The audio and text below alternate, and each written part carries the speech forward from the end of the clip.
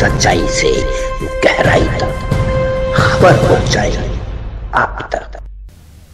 साधू संत येती घरात तोच दिवाळी दसरा असे म्हणत रावेर तालुक्यातील खिरोदा येथे गोपीगीत कथेचं आयोजन करण्यात आलेलं होतं आणि या कथेचा आज शेवटचा दिवस असल्या कारणाने या ठिकाणी खिरोदा येथे संत संमेलन सुद्धा आयोजन करण्यात आलेलं आहे। त्यासाठी भव्य शोभायात्रा सुद्धा काढण्यात येणार असून हजारो भाविक या खिरोदा गावामध्ये दाखल झालेले आहेत। त्याचप्रमाणे खिरोदा येथे जनकरून आज यात्रेचं स्वरूप सुद्धा झालेलं आहे, त्यामुळे अनेक भाविक महाराष्ट्रासहित महाराष्ट्राच्या बाहेरून सुद्धा इथं भाविक दाखल झालेले आहेत आणि या संपूर्ण कार्यक्रमाचं आयोजन करण्यात आलेलं आहे तराई दुर्गोत्सव मित्रमंडळ खिरोदा यांच्या माध्यमातून। आज शेवटचा दिवस असल्या कारणाने खिरोदा गावामध्ये संपूर्ण चैतन्यमय वातावरण झालेलं आहे, त्यामुळे तराई जे दुर्गोत्सव मित्रमंडळ यांच्याकडून हे संपूर्ण आयोजन करण्यात आलेलं होतं।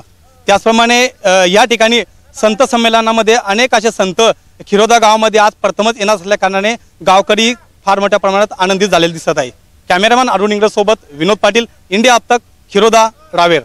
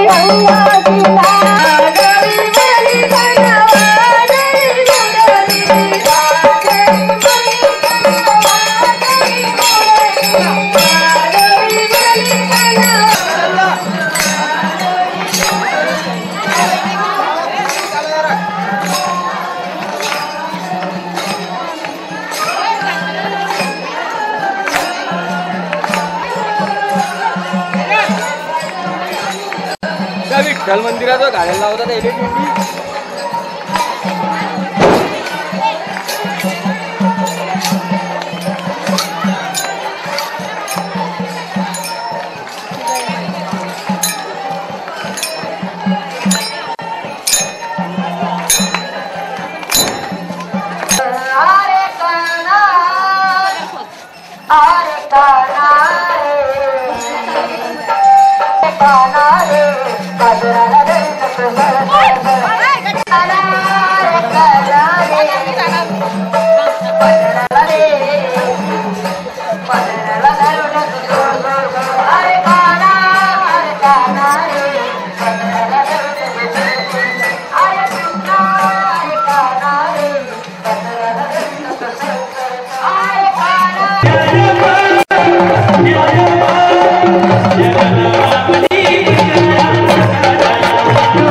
Yeah.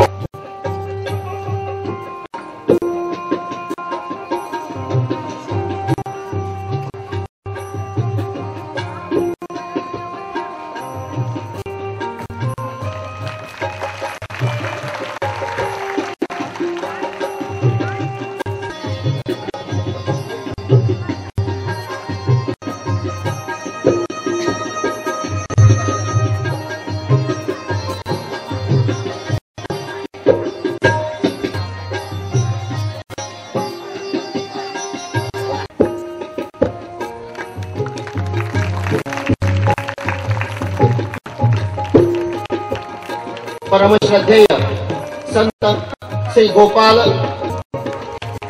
परमश्रद्धेय सद्गुरु शास्त्री भक्ती किशोरदास महाराज यांचं स्वागत आणि आशीर्वाद यांचं स्वागत करण्यासाठी नंदू गोपाल भेगळे परमश्रद्धेय स्वरूपानंदजी महाराजांचं स्वागत करून आशीर्वाद घेतील नंदू भेगळे.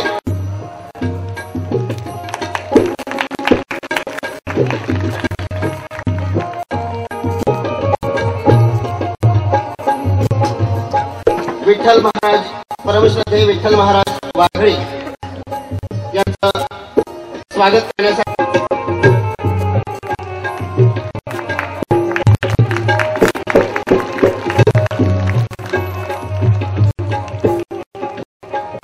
परमश्रद्धेय महाहंसजी महाराज यांचं स्वागत करण्यासाठी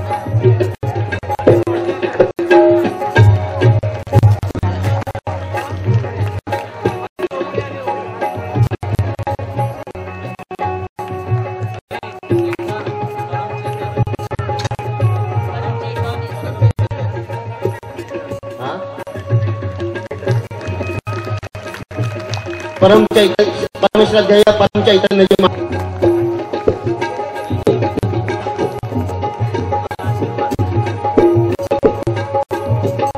सतीश सरांचं स्वागत आणि आशीर्वाद परमवंदनीय महाराज श्री हे करीत आहे.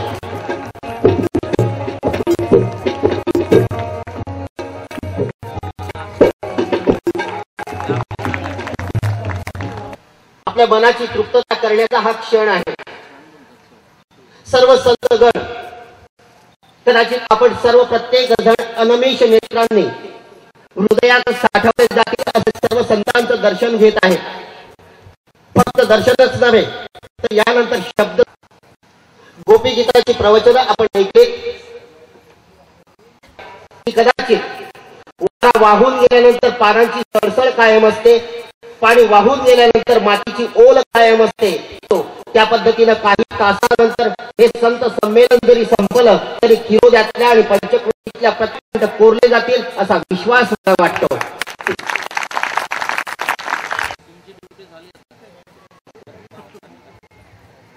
त्यानंतर कठीण असतं. काही प्रतिनिधी एक हे सुरू होणं, हे करणं, घडवून आणणं हे विशेष होतं. जेव्हा मी पहिल्या वर्षी इथे आलो, कार्यक्रम दिला, तेव्हा मला सगळे म्हणायचे की तुम्ही तराईमध्ये दिला, असं आश्चर्याने बघायचे माझ्याकडे. आणि तिथली मंडळी तर अजून कीर्तनात येत नाही, बसत नाही. त्यांनी कसं आयोजन केलं आणि कसं कार्यक्रम होणार, ते कशामुळे म्हणायचे ते काही माहिती नाही. परंतु त्याच पहिल्या वर्षी सर्वांनी उपस्थिती पण दिली आणि सुंदर आयोजन केलं. आता पण सुंदर आयोजन केलं. मध्ये एक देवगोपाल शास्त्रींची कथा पण होती. तर सुंदर आयोजन आता या सगळ्या या परिसरात पण व्हायला लागलंय. आणि आम्हाला तो आनंद असतो की गावात हे सगळं होतच होतं, परंतु ह्या एरियात येऊन, कारण की कसं आहे की दूध दारी जाऊन द्यावं लागतं ना, ते प्यायला तिथे जातो आपण, पण दूधवाल्याला दूध मात्र घरी आणून द्यावं लागतं. दारू प्यायला आपण तिथे जातो, आपण म्हणजे जाणारे. म्हणून म्हटलं आपण आता ह्यांच्या दारी परमार्थ घेऊन गेलं पाहिजे. म्हणून मग आपण इथं तराईत हे सगळं आयोजन मग ते 2-2.5 वर्षापूर्वी तेव्हा केलं की इथं आवश्यक आहे. आणि तेव्हाही चांगली अनुभूती आली. आजही तोच आनंद आहे. मध्ये जी एक श्रद्धेय देवगोपाल शास्त्रींची कथा झाली तेव्हाही असाच आनंद तुम्ही सगळ्यांनी प्रतिसाद दिला. आणि आता या परिसरात पण आयोजनं व्हायला लागली. गावातही आयोजन सारखं होतच असतं. आणि असंच आध्यात्मिक वातावरण यापुढेही कायम राहावं या अपेक्षेने, ती मजबूती यावी या अपेक्षेने हे सगळं आजचा आपला अट्टहास आहे. सुंदर असा प्रसंग आहे. आणि खिरोद्याच्या तरुणांनी हा एक उपक्रम हाती घेतला की आपण येथे गोपीगीताची कथा आयोजित करावी. कारण तरुण मुलं म्हटलं की तरुण मुलांची आवडी फार वेगळ्या असतात, तुम्हाला सांगायला नको. दुर्गोत्सव त्यांचं मंडळ आहे, काहीचं गणेश मंडळ असतं. मग गणेश मंडळाच्या दरम्यान छानपैकी गावातून वर्गणी गोळा करायची, एक डीजे लावायचा आणि छान नाचत बसायचं. अशी साधारणपणे तरुणांची अवस्था आपण प्रत्येक बघतो. मग नाचायचं ते कशाच्या तालावर नाचायचं हा तुम्हाला कल्पना आहे. पण या मुलांनी ती सर्व शक्ती, ती चांगली सर्व शक्ती गोपीगीताच्या माध्यमातून अध्यात्म वाढवण्यासाठी आज इथे खर्च केलेली आहे. म्हणून त्यांचं अभिनंदन प्रथमतः करणं गरजेचं आहे. महाराष्ट्राला तरुणांची फार मोठा इतिहास आहे. छत्रपती शिवाजी महाराजांनी अगदी बालपणातच स्वराज्याची शपथ घेतली आणि स्वराज्य निर्माण केलं. हा तरुण वाटेल ते करू शकतो. तरुणावर खूप मोठं सामर्थ्य आहे. तरुण लात मारेल तुझे पाणी काढेल ही अशी अवस्था तरुणाची असते. पण ती लात कुठे मारायची, कशासाठी मारायची याचा जर विवेक त्याला प्राप्त झाला तर निश्चितच त्याच्या जीवनाचं सोनं होऊ शकतं. नाहीतर लाथेचे तुकडे झाल्याशिवाय राहणार नाही. आणि हे या इथल्या तरुणांनी ओळखलं की आध्यात्मिक सत्संग जर आपण घडवला तर आपल्या जीवनाचं भलं होईल, आपल्या जीवनाचं सोनं होईल. आणि म्हणून महाराष्ट्रींना आमंत्रित केलं. आणि गोपीगीतासारखा जो विषय आहे ना, आमच्या बंधूंनी सांगितलं तुम्हाला की अत्यंत क्लिष्ट विषय, अत्यंत कठीण विषय आहे. आणि विषय आहे प्रेमाचा, प्रेमावर आधारित विषय. आणि प्रेम सांगण्यासाठी तितकाच प्रेमळ मनुष्यही त्यासाठी वक्ता लागेल की नाही. आणि तितका प्रेमळ वक्ता, तितकं प्रेमळ व्यक्तिमत्व आचार्य श्री जनार्दन हरीजी महाराजांशिवाय दुसरं कोण असू शकतं. आणि म्हणून आचार्य श्री जनार्दन हरीजी महाराजांसारखा वक्ता आपल्याला लाभला. 7 दिवसपर्यंत आपण गोपीगीताचं श्रवण केलेलं आहे. हे आपल्या दृष्टीने अत्यंत भाग्याचा क्षण मला म्हणावं असं वाटतं. मुळातच गोपींचा जो भाव, गोपींची जी भक्ती आहे ती अलौकिक आहे. संपूर्ण हरिवंशामध्ये जर आपण बघाल, श्रीकृष्ण चरित्रामध्ये जर आपण बघाल तर गोपींचं वेगळेपण आपल्या नजरेत भरल्याशिवाय राहत नाही. गोपी त्या भगवंतावर अतिशय निरालसपणे प्रेम करत असायचे. घरच्यांचा विरोध असायचा, सरांचा विरोध असला तरी सुद्धा त्या कुठल्याही विचार न करता त्या श्रीकृष्णावर, भगवंतावर तितकंच मनापासून प्रेम करायचे. आज मुलं आत्महत्या करतायत, शेतकरी आत्महत्या करतायत, खूप लोक आत्महत्या करायला लागलेले आहेत. याचं कारण दुष्काळ. कोणता दुष्काळ आहे? पाणी पडतंच आपल्याकडे. पाणी एखाद्या वर्षी नाही पडलं, दुसऱ्या वर्षी पडतं. पण वैचारिक दुष्काळ महाराष्ट्रामध्ये फार मोठ्या प्रमाणात झालेला आहे. आणि त्याची परिणती आपल्या आत्महत्येमध्ये व्हायला लागली. आपली माणसं बेचैन व्हायला लागलेली, आपली माणसं एका वेगळ्या विचारानं प्रेरित व्हायला लागलेली आहे. आता इथे छानपैकी मंडप भरलेला आहे की नाही, सर्व संत मंडळी आलेली आहेत, सर्व सद्भक्त मंडळी आलेली आहेत. इथे अमृताचा वर्षा होत असेल, काही माणसं बाहेर बसली आहेत, काही आपल्या घरी बसलेली आहेत. आली का ती मंडळी? जी आली ती इथे भाग्यवान आहेत. त्यांना यांच्या भगवंताच्या कथेचा लाभ प्राप्त होणार आहे. आणि ही वैचारिक दुष्काळ कुठेतरी आपण संपवला पाहिजे. त्यासाठी तुम्हाला अध्यात्माकडे यावं लागेल, त्यासाठी तुम्हाला धर्माकडे जावं लागेल. धर्माच्या 4 गोष्टी तुमच्या जीवनात उतरवण्याचा प्रयत्न करावा लागेल. तेव्हा तुमच्या जीवनातील जे ताण आहे, नैराश्य आहे संपेल. आणि त्यासाठी आपण सदैव अशा सत्संगाचा आधार घेणं गरजेचं एवढं सांगतो. आज अभी अपन ने 7 दिन तक गोपी गीत सुना. तो गोपी गीत के माध्यम से 7 दिन की कथा में सबको बहुत अच्छा आनंद आया. और उस आनंद के साथ हम सभी अपने जीवन को प्रेरणाओं से और शुभ भावनाओं से भरपूर कर लिया होगा. जैसे देखो कथाओं में अपन अभी तक सुनते आए कि जब अमरनाथ में पार्वती कबूतर के रूप में कथा सुनती थी और शंकर जी सुनाते थे तो पार्वती कथा सुनते सुनते सोती थी. रामायण में राम की कथा सुनते हैं तो हमेशा सीता जी है वो रोती थी. लेकिन गोपी गीत ऐसा है कि जहाँ पर श्री कृष्ण के साथ सारी गोपिकाएं नाचती थी. कभी सुना नहीं कि गोपिकाएं अकेली है. गोपिकाओं के साथ कृष्ण और कृष्ण के साथ गोपिकाएं राज करती थी, नाचती थी. माना गोपी गीत के अंदर बहुत आनंद आता है, बहुत अच्छा लगता है मन को. एक सुकून, शांति, आनंद, प्रेम, इसके खुशी का अनुभव होता है. और इससे हमको बहुत अच्छी प्रेरणा, बहुत अच्छे विचार सुन करके अपने जीवन को हम श्रेष्ठ बनाने की प्रेरणा लेकर आगे बढ़ते।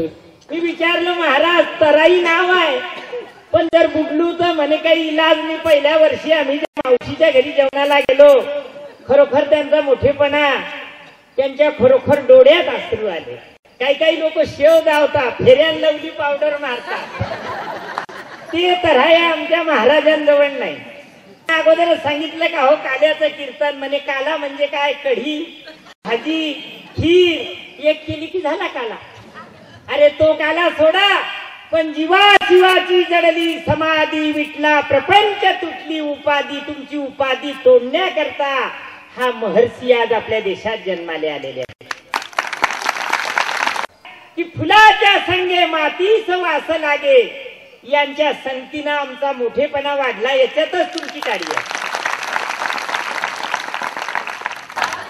बालों में गजरा कमर पे साड़ी, चाल चले मतवारी।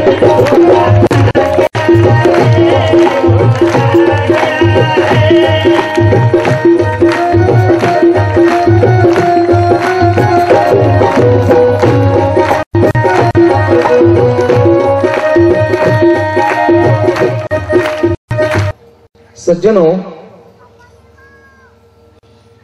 हम लोग कितने भाग्यवान हैं कि यहां हमें ऐसा आनंद प्राप्त हो रहा है, ऐसा सुख प्राप्त हो रहा है जो दुख आधारित सुख नहीं है। ऐसा सुख प्राप्त हो रहा है जो किसी फिल्म हॉल में जाकर के 3 घंटा बैठ करके नहीं मिलेगा। तो याद रखिए सज्जनों, संतों के चरणों में यह सुख है, और यह सुख ऐसा सुख है कि हम सब कुछ छोड़ करके यहां आए हैं। अब हम घर से बाहर हैं, यहां कोई किसी को पूछे कि आप इस समय में दुख में हो क्या, दुखी हो क्या, कोई नहीं कहेगा, यार सारे के सारे सुखी हैं। इस कार्यक्रम का नियोजन करके हमारे आदरणीय स्वामी जी की जो भागवत कथा, हमारे स्वामी जी ने भी कहा, भक्ति शास्त्री जी ने, कि जो भागवत कथा का हृदय है, भागवत कथा का हृदय 10वां स्कंद है, लेकिन उसमें से भी गोपी गीत, ये गोपी गीत यहाँ पर स्वामी जी के द्वारा, और हमारे स्वामी जी बड़े सुंदर ढंग से, सहजता से, सरलता से आप और हमारे सामने गोपी गीत को रखा 7 दिन तक, और बड़ा सुंदर श्रवण आप लोगों ने भी किया। तो सभी संत बहुत सब कुछ बोले, अब मैं ज्यादा तो क्या बोलूं क्योंकि समय तुम्हारी घड़ी की ओर जा रहा है, लेकिन फिर भी मेरे भाई बहन, गोपी गीत एक इतना अच्छा एक श्रीमद् भागवत का जो 19 श्लोक का जो एक गोपी गीत है, इस गोपी गीत से हमें क्या लेना है, गोपी गीत हमें क्या सिखाती है, गोपियां क्या करती थी, किसके लिए तड़प रही है, कौन तड़प रहा है, इसका बहुत सारा रस है। जब तक साधक जीव इस गोपियों की तरह भगवान कृष्ण के दर्शन के लिए न तड़पे तो वो जीव नहीं, वो गोपी नहीं। ये गोपियों को जब रास हुई और रास होने में जब अहंकार आ गया, साधक जब साधना करे, भक्ति करे और भगवान पकड़ में आ जाए, पकड़ में आने के बाद यदि अहंकार आ जाए तो भगवान हाथ से छूट जाते। गोपियों के साथ जब भगवान रास खेले, रास तो चलती है लेकिन हर एक गोपियों को थोड़ा सा अहंकार आ गया कि नहीं नहीं, मेरे से ही कृष्ण प्रेम करता है, मेरे से ही कृष्ण प्रेम करता है। लेकिन भगवान अपने भक्तों का अहंकार को ज्यादा रुक्ष नहीं बनने देता।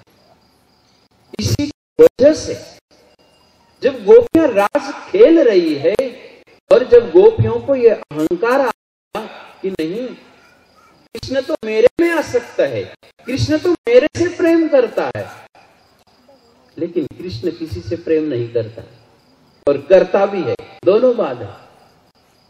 लेकिन जब भक्तों के अंदर ऐसा अहंकार फूट जाए तो भगवान हाथ से छूट जाते और भगवान खेलते खेलते, रास चलते चलते में भगवान अंतर्धान हो गए।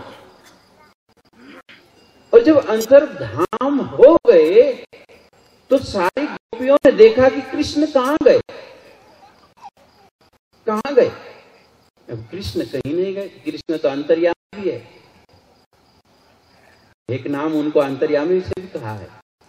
लेकिन उनके आंखों से ओझल हो गए। जैसे आंख पर यदि मोतिया बिंद लग जाए तो दिखना बंद हो जाता है, आंखों पर मोतिया बिंद आ जाए तो आंखों के सामने दिखना बंद हो जाता है।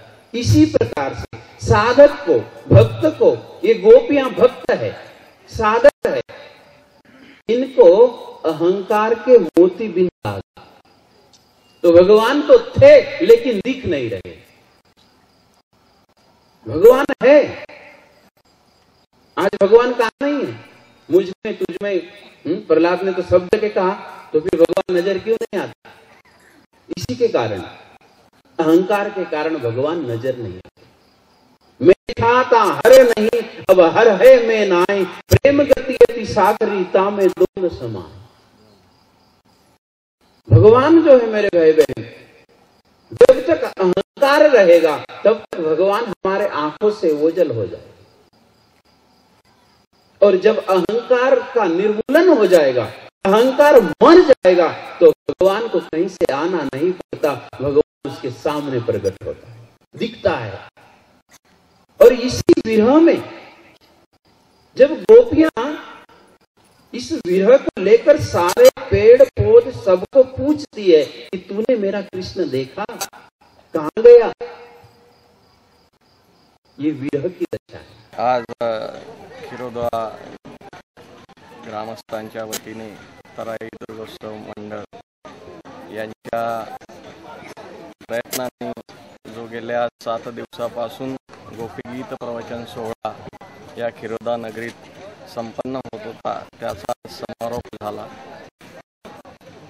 या गोपीगीत सोहळ्याचे जे प्रवचनकार होते ते महामंडलेश्वर सतपंथ रत्न आचार्य श्री जनार्दन हरी महाराज यांनी अतिशय अलौकिक अशा वाणीने गेल्या 7 दिवसापासून खिरोदा वासिय तसेच परिसरातील सर्व भक्तगणांना आपल्या अमृतमय वाणीने अतिशय प्रसन्न करून सोडले।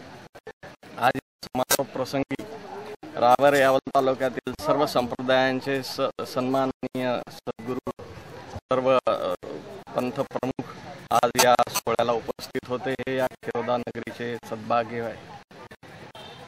तराई ग्रामस्थ तराई दुर्गोत्सव मंडळ जे आहे त्यांच्या सातत्यपूर्ण प्रयत्नाने सामाजिक एकात्मतेचा संदेश देण्याचा प्रयोजन या सोहळ्यातून जे आयोजित केलं गेलं त्याबद्दल मला खरोखर मी एक खिरोदावासी याचा मला सार्थ अभिमान वाटत आहे।